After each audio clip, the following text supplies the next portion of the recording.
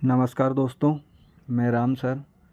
जैसे कि आप लोगों का कल भूगोल का पेपर है, तो उसके लिए भारत का मानचित्र 4 नंबर या 5 नंबर में पूछा जाएगा।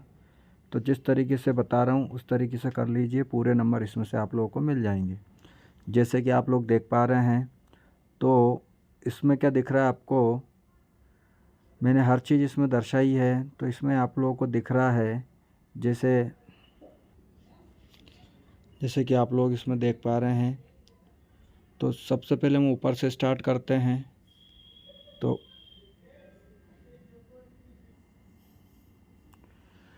जैसे कि आप लोग देख पा रहे हैं, ये एक सीधी रेखा, बहुत ध्यान से देखिएगा। तो ये एक सीधी रेखा आ रही है, ये आपकी रेखा होगी 82.5 डिग्री पूर्वी देशांतर रेखा। इसी को कहा जाता है मानक समय रेखा। यानी कि ये भारत के बीचों बीच से उत्तर से लेकर दक्षिण तक जो रेखा है, भारत के बीचों बीच से गुजरी है। इसका नाम है 82.5 डिग्री पूर्वी देशांतर रेखा, और इसी को मानक समय रेखा भी कहा जाता है। यानी कि हमारे भारत का समय पूर्व और पश्चिम में दोनों के बीच से जो सीमा रेखा है उसका नाम है 82.5 डिग्री पूर्वी देशांतर रेखा। इसी प्रकार से आगे हम चलते हैं। तो आगे ये बिंदु जो बनाया हुआ दिया हुआ है, तो ये है मासिनराम। कहाँ पर आता है? ये मेघालय में। तो भारत में सबसे ज़्यादा वर्षा होती है कहाँ पर होती है? मासिन राम में होती है। याद रखिए, यहीं इंगित करना आप लोगों को। अगले प्रश्न की ओर हम चलें, तो अगला प्रश्न आपका, जैसे ये आप लोगों को दिखाई दे रहा है, तो ये है आपकी गोदावरी नदी। कौन सी नदी हो जाएगी? गोदावरी नदी। तो गोदावरी नदी ये कौन सी खाड़ी दिख रही है आपको? बंगाल की खाड़ी। तो बंगाल की खाड़ी में आकर गिरेगी। तो यहाँ से निकली महाराष्ट्र से। तो महाराष्ट्र से जो नदी निकली उसका नाम क्या होगा? गोदावरी नदी। तो इसकी दिशा इसी प्रकार से आप लोगों को मानचित्र में बनानी है। अगले प्रश्न की ओर हम देखें, कावेरी नदी। तो कावेरी नदी जो होगी आपकी, ये कावेरी नदी दिख रही है। तो कावेरी नदी जो है, तो कावेरी नदी कहाँ आ जाएगी आपकी? कावेरी नदी ये इस तरीके से जाएगी।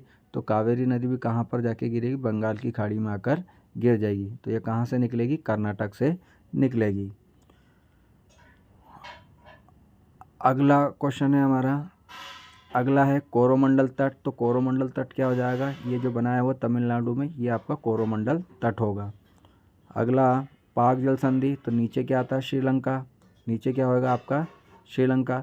तो श्रीलंका और भारत, इसके बीच में जो यहाँ पर ये बिंदु बना हुआ है, ये है आपकी पाक जल संधि। याद रखिए, पाकिस्तान नहीं करना इसको। भारत और श्रीलंका के बीच में जो है, ये कौन सी जल संधि? पाक जल संधि है। अगला प्रश्न चले, मन्नार की खाड़ी। तो मन्नार की खाड़ी यहाँ पर श्रीलंका है। तो श्रीलंका और ये भारत, इसके थोड़ा ऊपर, यानी कि ये उत्तर और पूर्व हो जाएगा। तो यहाँ पर जो है, इसका नाम क्या? मन्नार की खाड़ी। तो ये क्या हो जाएगी आपकी? मन्नार की खाड़ी। तो मन्नार की खाड़ी देखो मैंने कहाँ इंगित करी है? यहाँ पर है। तो ये मन्नार की खाड़ी हो जाएगी। इसके बाद हम चलें अंडमान निकोबार। तो ये क्या हो गया आपका? बंगाल की खाड़ी। तो बंगाल की खाड़ी में क्या है? अंडमान निकोबार द्वीप समूह, जो भारत के द्वीप समूह हैं। अगला हम चलें, अगला होगा आपका छोटा नागपुर का पठार। तो छोटा नागपुर का पठार आपको कहाँ दिखाई दे रहा है? ये वाला जो यहाँ पर जो राज्य है उसका नाम है झारखंड। ये राज्य कौन सा हो जाएगा? झारखंड। तो झारखंड में आपको देखने को मिलेगा छोटा नागपुर का पठार। अगला अगला हम चलें, तो ये कौन सा सागर हो गया? अरब सागर। अरब सागर में कौन सा द्वीप समूह हमारा? लक्षद्वीप। तो ये कौन सा हो जाएगा? लक्षद्वीप होगा हमारा।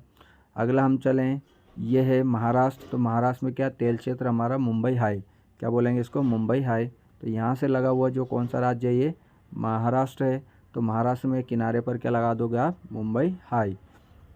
अगला खंबात की खाड़ी। तो खंबात ये ऊपर गुजरात है, ये गुजरात से नीचे क्या लगा हुआ है? ये महाराष्ट्र है। तो यहाँ पर जो मिलेगा आपको देखने को, ये कौन सी खाड़ी मिलेगी? खंबात की खाड़ी मिलेगी। अगला ये हो गया आपका गुजरात। तो गुजरात में गिर राष्ट्रीय उद्यान, जहाँ पर एशियाई शेर हैं, तो गिर राष्ट्रीय उद्यान कहाँ मिलेगा आपको? ये गुजरात में मिलेगा। उसके बाद थार मरुस्थल। तो ये राजस्थान का है। तो थार मरुस्थल, ये अरावली पर्वत दिख रहा है आपको, मैंने सीढ़ियों जैसा बनाकर रखा है ये वाला। तो ये हो गया आपका अरावली पर्वत। तो अरावली पर्वत के ऊपर वाला जो भाग आपको देखने को मिलेगा, ये क्या हो जाएगा आपका? थार मरुस्थल होगा। तो इसी प्रकार से ये मैप है। इस मैप में एक एक बिंदु आप देख लीजिए। अगले मैप की ओर हम बढ़ते हैं। तो अगला मैप हमारा होगा,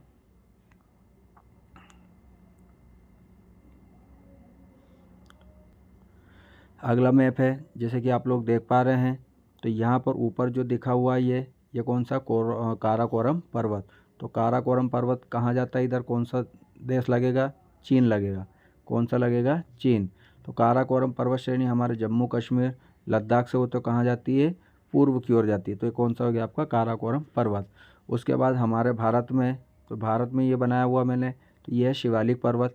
इसी को कहा जाता है नवीन हिमालय पर्वत या नवीन पर्वत भी कहा जाता है। तो ये कहाँ पर है, हमारे जम्मू कश्मीर वाले भाग में आता है। तो ये क्या हो जाएगा आपका, शिवालिक हिमालय होगा।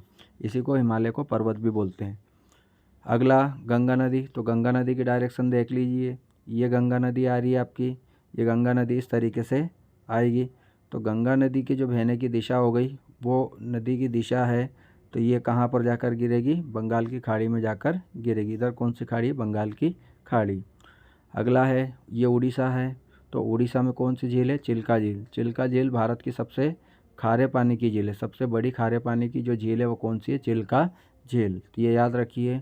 अगला है नीलगिरी पर्वत। तो ये तमिलनाडु, तो तमिलनाडु में कौन सा पर्वत है, नीलगिरी पर्वत। इसी प्रकार से आप लोगों से पूछा जाए भोपाल कहाँ है, मध्य प्रदेश की राजधानी भोपाल। तो इस तरीके से बीचों बीच बनाओगे अब तो क्या हो जाएगा, भोपाल।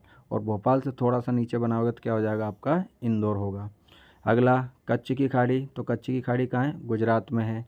कच्छ का रण कहाँ मिलेगा, गुजरात में मिलेगा। थार मरुस्थल में पीछे वाले मैप में बता चुका हूँ। तो थार मरुस्थल ये राजस्थान का थार मरुस्थल कहलाता है, जो एशिया का सबसे बड़ा मरुस्थल है। अगले मैप के नीचे की ओर आ जाते हैं हम इस वाले मैप में। तो अरावली पर्वत आप लोगों को दिखाई दे रहा है, ये अरावली पर्वत होगा। ऊपर वाला ये जम्मू कश्मीर है हमारा। तो जम्मू का जो ऊपर वाला भाग हो, ऊपर जो बना है, ये कौन सी श्रेणी है, जास्कर श्रेणी है।